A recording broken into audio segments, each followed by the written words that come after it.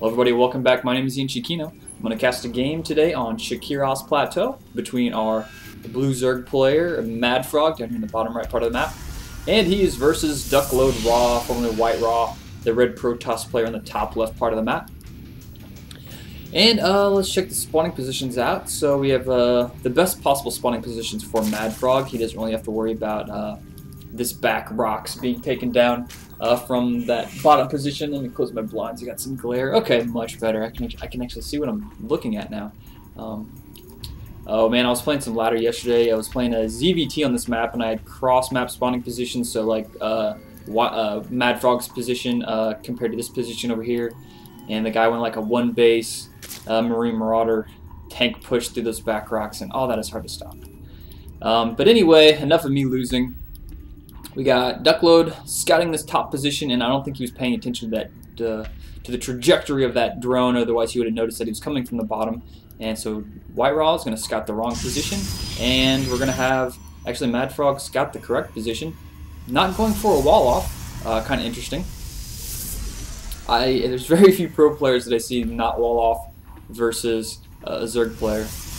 Maybe he's planning on going for a fast expo, or maybe just some type of 4-gate play. But ooh, MaDFroG, oh my god, he loves doing this shit. Getting these hidden hatcheries, like, he'll just put a hidden hatchery in his base. And this is not even hidden, he got scouted on accident. Oh man, MaDFroG wasn't hidden enough. And Duckload's going to see that and think, oh, you're trying to pull an over on me, MaDFroG, it's not going to work. But yeah, MaDFroG loves putting those hidden expansions. And I think WhiteRa just saw that, and I think he's maybe going to go back and check it out. Spawning pool going up, so we may have a one-base play from MaDFroG. Hasn't got his queen yet. Has to wait, of course, for that spawning pool to get finished. He's up to 18 out of 18, waiting on that overlord to pop out before he can make some more drones. And he's just using this probe to harass with not actually to kill anything. But forward pylon, probably going to maybe put 2 more warp gates up here to wall off, getting some warp gate, chrono boosting that, getting a stalker out. And finally getting that queen and metabolic boost. And the second hatchery is up, and where's he rallying to? He's rallying up here to the front, making Zerglings. You might just see MaDFroG go for like a really heavy Zergling push. Let me just put this on black real quick. Alright, cool. We may see him just go for a heavy Zergling push, considering he saw his opponent not wall off his ramp. But here we go. Duckload is actually going to start walling it. The bigger part of his ramp may be set up for a safe expo. This probe is going to have to fall back. And is MaDFroG going to throw up another hatchery? Looks like he's going to. There goes that hatchery at his natural. So MaDFroG now going to be at 3 hatcheries producing. Going to get up an Evo chamber. Okay. I'm not really sure what MaDFroG is doing here. He definitely plays Zerg with his own unique style, and all of his replays are really weird. So we'll see what he's going to go with here. And ooh, we may actually lose an Overlord due to this quick Stalker harass. He doesn't have anything to really deal with it. He's got some Zerglings out, 1 or 2, but this Overlord's going to have to get up here in this high ground to get out of vision from this Stalker, and it looks like he's going to safely get away. He's going to come up to the top of the ramp, maybe pick it off there. It's quite a bit of Zerglings that can easily surround that Stalker at that ramp. He says to come up there, and he's going to have to fall back. But he did get plenty of scouting information. He sees 3 hatcheries, and he's probably not going to expect any type of really heavy attack coming anytime soon.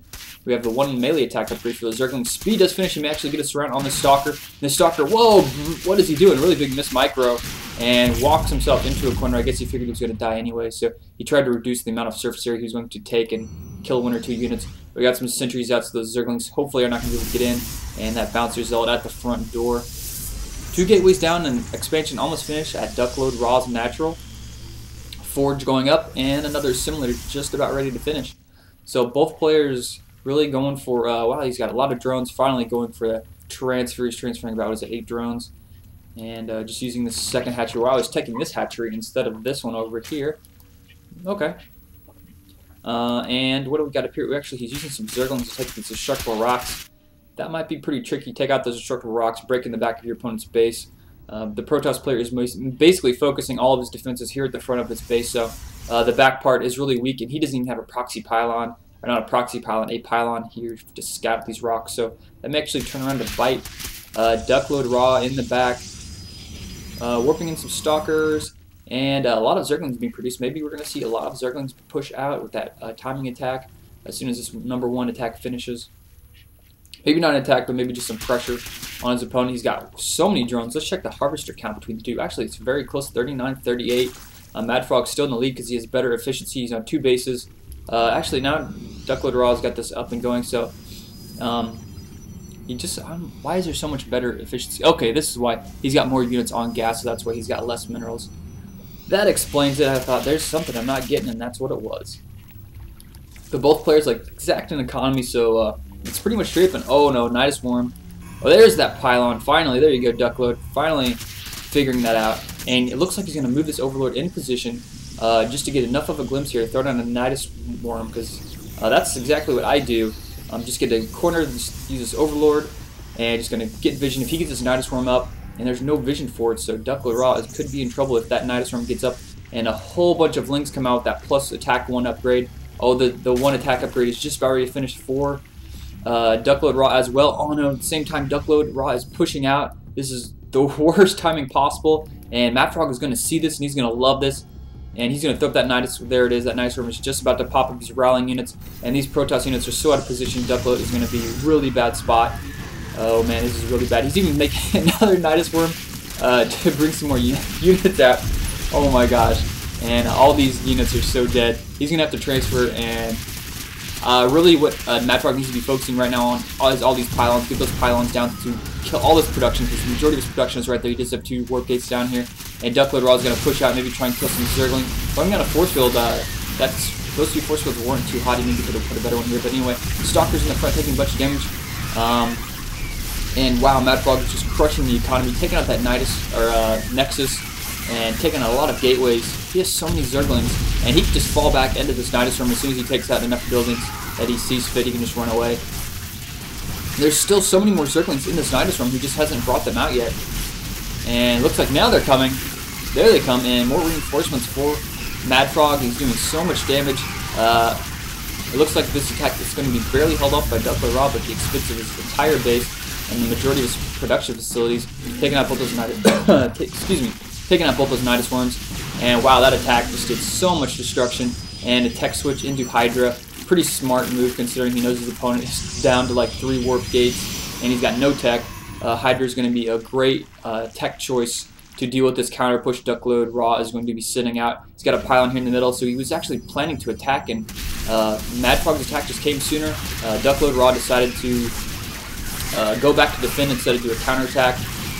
That may have been a better decision to do, just counterattack into his base, warp in a couple units here, force field this, and just sacrifice this part of the base, and take out all of MaDFrog's economy in his main. But anyway, that's what WhiteRa decided to do, and we're going to see how it plays out for him. He's got quite a bit of an army. Let's check the food count: 59 for MaDFroG and 70 for WhiteRa, making a lot of spine crawlers. And WhiteRa really just needs to ignore that hatchery, get up to the top of this ramp before those spine crawlers finish.